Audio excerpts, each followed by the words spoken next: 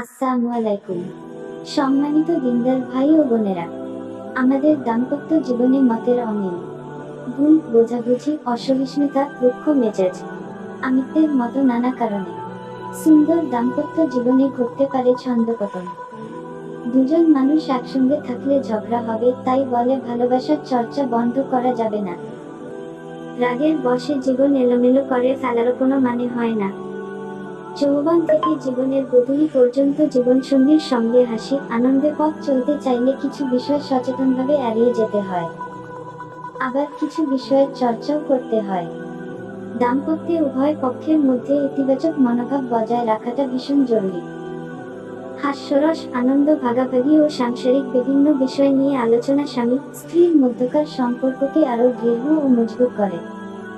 তাহলে চলুন আর দেরি না করে শুরু করা যাক। আসুন জেনে নিই দাম্পত্য জীবন সুখী করার রেসিপি।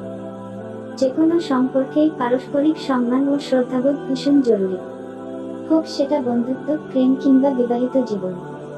যেকোনো কথা, আচার কিংবা ব্যবহারের মধ্যে সেই সম্মান ও শ্রদ্ধাবোধ যেন প্রতীয়মান থাকে, না হলে সেখানে একটা অদৃশ্য দূরত্ব সৃষ্টি হবে, যা পরস্পরের অজান্তে সম্পর্ককে বিষাক্ত করে তুলবে।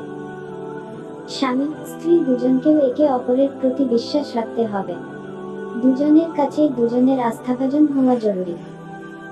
আর দুজনের মধ্যে কোনো অনাকাঙ্ক্ষিত ঘটনার সৃষ্টি যদি হয়, তাহলে বিরূপ প্রতিক্রিয়া না দেখিয়ে সমঝোতার মাধ্যমে সেটার সমাধান করুন। কারো কোনো ভুল ত্রুটি হলে ক্ষমাসুন্দর দৃষ্টিতে দেখুন। সঙ্গীর ভুল হলে সংশোধনের সুযোগ দিন।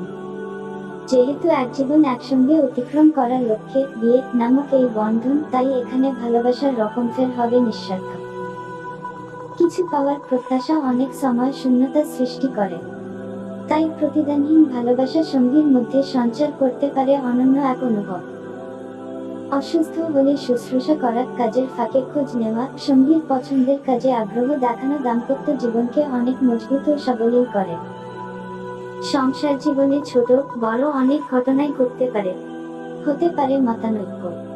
তাই বলে সেসব বিষয়কে ইস্যু করে নিজেদের মধ্যে দূরত্ব তৈরি করা নিছক নির্বুদ্ধিতা। রাগ না দেখিয়ে বরং নমনীয়ভাবে আলোচনার মাধ্যমে উদ্ভূত সমস্যার সমাধান করুন। পরস্পরের প্রতি সহানুভূতিশীল থেকে আলোচনা করলে সম্পর্ক সুখের হবে।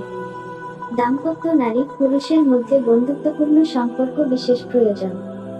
এতে একজনের কাছে অন্যজন বিভিন্ন জটিলতা ও অসুবিধা সহজে শেয়ার করতে পারে, আর সেখানে থেকে একটা সমাধান বের হয়ে আসে। তবে দাম্পত্যে যদি বন্ধুভাবাপন্ন সম্পর্ক না থাকে, তাহলে অনেক বিষয় অমীমাংসিত থেকে যায়, যা থেকে দূরত্বের সৃষ্টি হয়। দাম্পত্যে সুখী হতে ভালো শ্রোতা হওয়া খুব জরুরি। অনেক সময় দেখা যায় স্ত্রী কিছু একটা বলছে আর স্বামী ফোন স্ক্রল করছে অথবা টিভিতে মনোযোগ দিয়ে আছে। হয়তো কিছুটা শুনছে আর অন্যদিকে চেয়ে হু হা করছে। এতে পরোক্ষভাবে অপর পক্ষকে অসম্মান করা হয়। তাই স্বামী কিংবা স্ত্রী যখন একে অপরকে কিছু বলবেন, অন্যজনের মনোযোগের সঙ্গে সেটা শোনা উচিত। এতে দুজনের মধ্যকার পারস্পরিক শ্রদ্ধা ও আন্তরিকতা বৃদ্ধি পায়। যেকোনো সাফল্য বা অর্জনে স্বামী স্ত্রী পরস্পরকে অভিবাদন জানাবে ও উৎসাহ দেবে। এতে দুজনের মধ্যে নির্ভরতা ও ঘনিষ্ঠতা বাড়বে। প্রশংসা পেলে আরো ভালো কিছু করার প্রেরণা জন্মে। দাম্পত্যে নিজের পরিসর বলেও একটা বিষয় থাকা দরকার। অনেক স্বামী স্ত্রী আছেন যারা একজন আরেকজনের সঙ্গে গায়ে গায়ে লেগে থাকেন, সঙ্গীর সবকিছুতে নজরদারি করেন। এটা একেবারেই ঠিক না। প্রত্যেক মানুষেরই চিন্তাভাবনার একটা নিজস্ব জগৎ থাকে। তাই একসঙ্গে সময় কাটানোর ফাঁকে ফাঁকে সঙ্গীকে মাঝে মাঝে স্পেস দেওয়া দরকার। এতে সম্পর্কে বৈচিত্র্য ও সৌন্দর্য আসে। উপলক্ষ থাকুক বা না থাকুক, দুজন মিলে মাঝে মাঝে দূরে কোথাও ঘুরতে যাওয়া জরুরি। বেড়ানো কিংবা একসঙ্গে বাইরে খাওয়া একঘেয়ে জীবনে ভিন্নমাত্রা যোগ করতে সাহায্য করে। তাই ব্যস্ততার ভেতরেও সময় বের করে মাঝে মাঝে ডেটিং করা দাম্পত্য জীবনে বিশেষ